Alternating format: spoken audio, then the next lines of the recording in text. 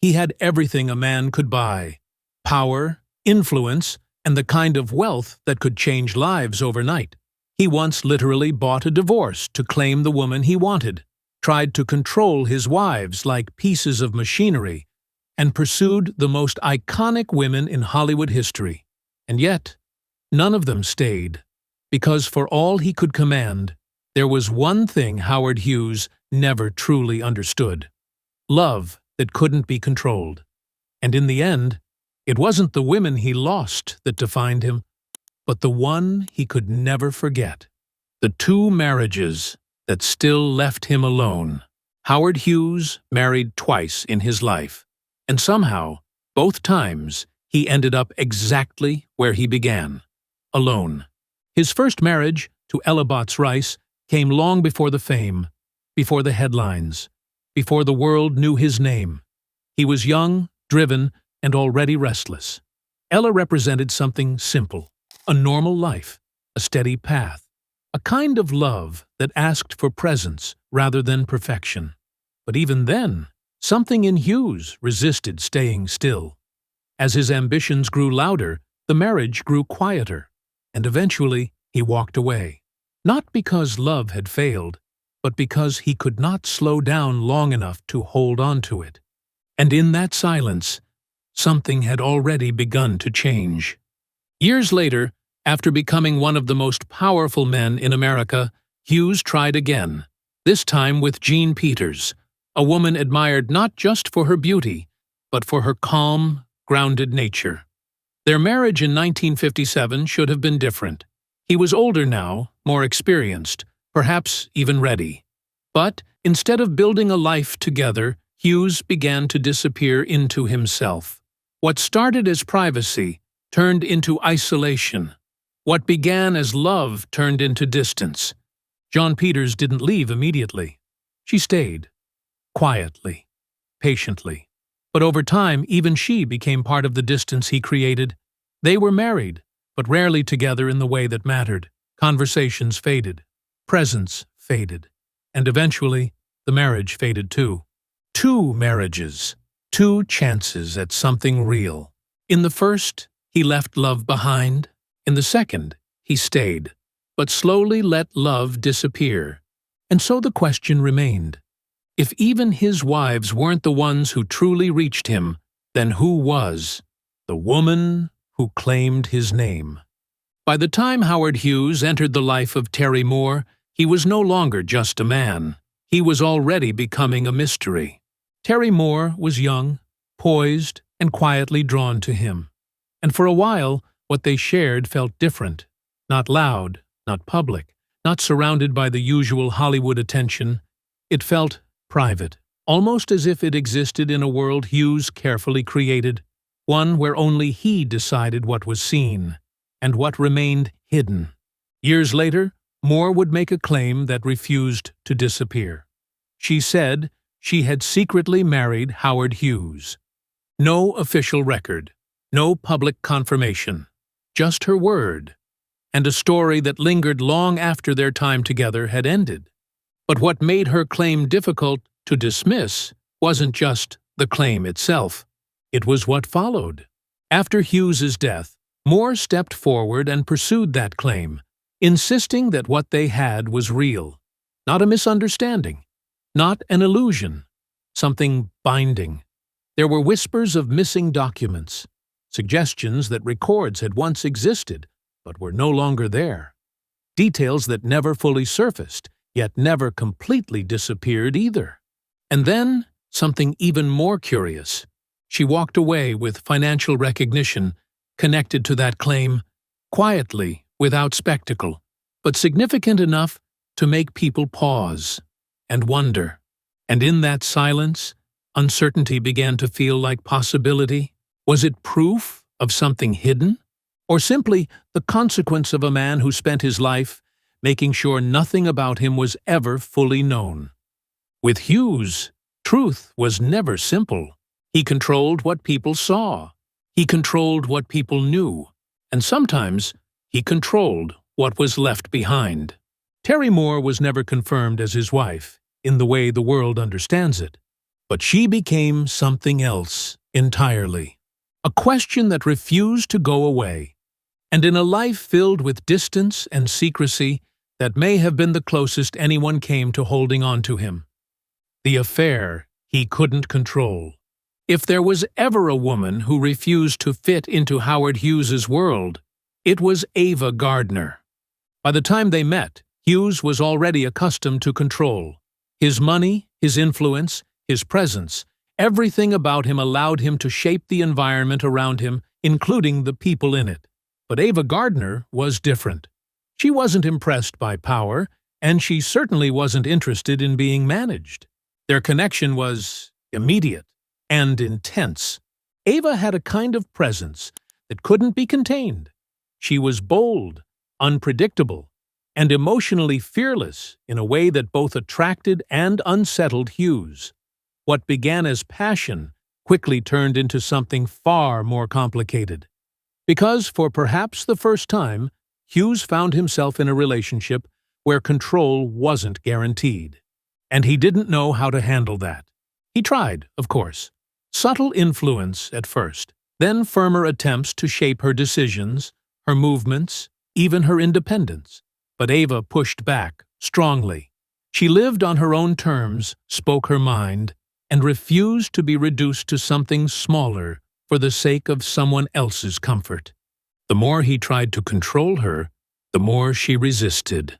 And slowly, the relationship began to fracture under that pressure. There were moments of closeness, even tenderness, but they were always followed by conflict. Because what Hughes saw as love often came with conditions, and what Ava Gardner demanded was something simpler: freedom. And in that tension, something important was revealed. This wasn't a lack of feeling. If anything, the emotions between them were too strong. But strength alone doesn't sustain a relationship. Understanding does. And that was something Hughes struggled to offer. Eventually, the distance became inevitable. Not because they didn't feel something real, but because he couldn't love her without trying to change her. And Ava Gardner would never be changed. The obsession he mistook for love. Long before the isolation, before the silence, before the world became something Howard Hughes controlled from a distance, there was a moment when he held something extraordinary in his hands and didn't yet understand what it was. Her name was Jean Harlow. She entered his life during the making of Hell's Angels, a film Hughes obsessed over with relentless precision. And when he saw her, he recognized something immediately. Not just beauty, but presence, a kind of screen magnetism that couldn't be ignored. He didn't just cast her, he controlled her contract. For a time, Jean Harlow was part of Hughes's world, shaped by his decisions, guided by his vision. And like so many things in his life, she became something he believed he understood. But understanding was never his strength. Because what Hughes saw in Harlow was only part of who she was. He saw the image. He saw the allure. But he missed something deeper. Her timing, her voice, her rare gift for comedy that would soon make her one of the most beloved stars of her generation. And then, almost quietly, he let her go. Hughes sold her contract to Metro-Goldwyn-Mayer. No drama, no hesitation that the world could see. Just a decision, practical, calculated, and in time, profoundly revealing. Because it was there, at MGM, that Jean Harlow became who she was meant to be. The roles grew stronger, the performances sharper, the star brighter than ever. Everything Hughes had seen in her finally came to life. Just not with him. And in that quiet distance, a pattern began to take shape. He could recognize something rare. He could even hold it, briefly. But he couldn't always see it clearly. And he didn't always know how to keep it. Jean Harlow wasn't just a missed opportunity. She was a reflection of a man who could collect brilliance, but didn't always understand its true value until it was gone. The one woman he almost chose. There was a moment in Howard Hughes's life when everything could have taken a different turn. A moment where love didn't feel complicated, distant, or controlled. A moment where he came closer than ever to choosing something real. Her name was Billie Dove. She was graceful, composed, and carried a quiet elegance that stood in contrast to the chaos that often surrounded Hughes. Their connection wasn't built on intensity or conflict. It was softer than that, more grounded, the kind of relationship that doesn't demand attention, but quietly earns it. And for a time, Hughes responded to that.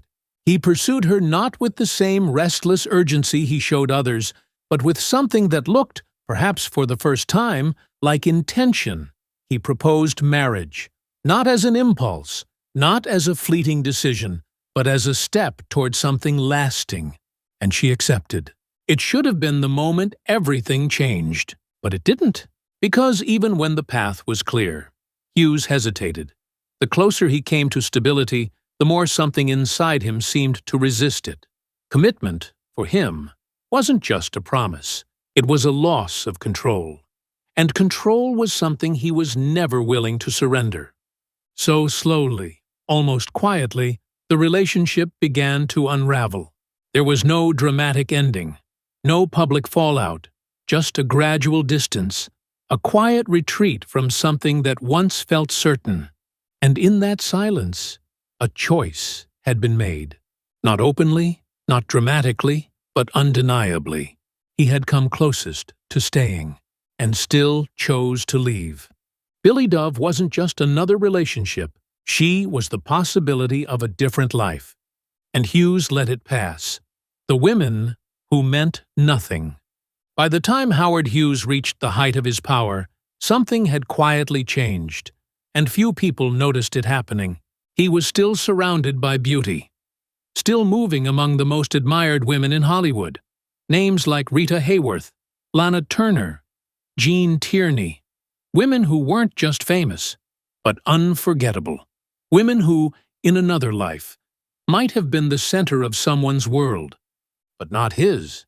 Because by now, relationships no longer began with curiosity. They began with access. There were dinners, conversations, even moments that, from the outside, looked like something meaningful, but they never deepened, never settled into anything that required presence, patience, or emotional risk. And that was the difference. Earlier in his life, Hughes had struggled to hold on to love. Now, he no longer seemed to reach for it at all. And in that quiet shift, something far more permanent had taken place. It wasn't that he couldn't find the right woman. It was something more difficult to see. By then, it wasn't that he couldn't find love. He no longer recognized it. The connections became lighter, shorter, easier to walk away from. There was no conflict, no dramatic endings, just a slow fading, as if nothing had ever truly begun. He could sit across from someone extraordinary and feel nothing that asked him to stay. Not because they lacked depth, but because something within him had already closed. He could be present, without being open, close, without ever being known. And so, one by one, these women passed through his life without leaving a mark. Not because they meant nothing, but because, by then, nothing was allowed to mean enough. The only woman he truly loved. By the time you reach the end of Howard Hughes's story, a pattern becomes impossible to ignore. The marriages that faded, the affairs that burned out, the women who came close, but never stayed. And then, there was Katharine Hepburn. She entered his life at a time when he was still becoming who he would be, not yet consumed by isolation, not yet lost in control. And from the very beginning, something about her stood apart. She wasn't drawn to his money. She wasn't intimidated by his power. And she certainly wasn't interested in being shaped by him. She met him as an equal. And for Hughes, that was something entirely new. With Hepburn, the dynamic shifted. There was laughter, adventure, a shared love of flying that brought them closer in ways that felt natural, not forced. He didn't need to impress her. He needed to keep up with her. And for a man used to controlling everything, that challenge didn't push him away. It pulled him in. For perhaps the only time in his life, Hughes wasn't trying to possess love. He was experiencing it. But even something real isn't always something that lasts, because the same trait that made Hepburn unforgettable, her independence, was also what made her impossible to contain. And eventually, Hughes's need for control began to return. Slowly, quietly, but inevitably. And Hepburn saw it. She understood what he was becoming, and what he could never fully give. So she made a choice that few others did. She walked away, and in that silence, something remained. Not bitterness, not regret in the usual sense, but a kind of quiet recognition that what they had was different, that it had mattered in a way the others hadn't. She wasn't his wife. She didn't stay the longest, but she was the only one he never truly forgot, because in a life filled with control, distance, and unfinished love, Katharine Hepburn was the one person he couldn't change, and the one he truly felt. In the end, Howard Hughes had everything the world could offer: wealth, power, and a legacy few could match. But behind that legacy was a quieter truth. Not the women he pursued, but the one he could never hold on to. Because sometimes, the greatest love isn't the one you keep. It's the one that stays with you long after it's gone. And in the end, the world remembered his power. But he remembered the one woman he couldn't keep. If this story stayed with you, take a moment to subscribe. Because some stories aren't just remembered, they're felt.